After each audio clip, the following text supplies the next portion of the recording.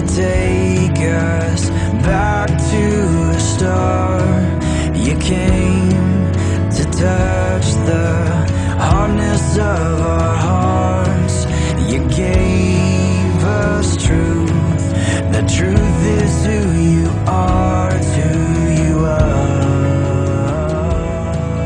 I think a lot of people have a hard time with crowds because it kind of reminds us how insignificant we are, in a way.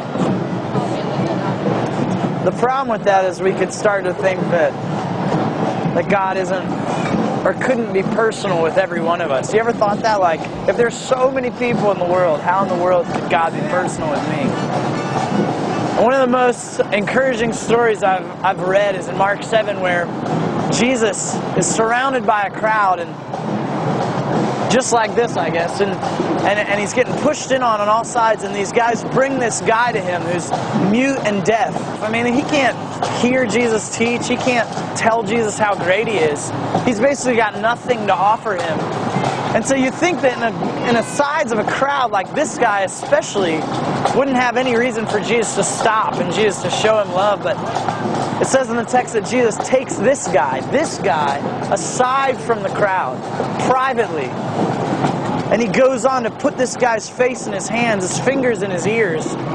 He takes some of his own saliva and touches the man's tongue, which is weird because, I mean, I'm married, but I wouldn't do that with my wife. Like, hey, baby. But Jesus, he gets as intimate as he possibly can with this guy. And then he whispers words of healing over him. He says, Ephatha, which means be open. And this guy starts to speak and hear for the first time. And what's unbelievable is this guy, like I was saying, had nothing to offer Jesus. But Jesus took him aside from the crowd privately. And that gives me great hope, because it means that we don't have to have anything special for Jesus to want to be intimate with us. And that this whole Christianity thing, it's not about having a bunch of right answers to the questions. It's not about having a belief system.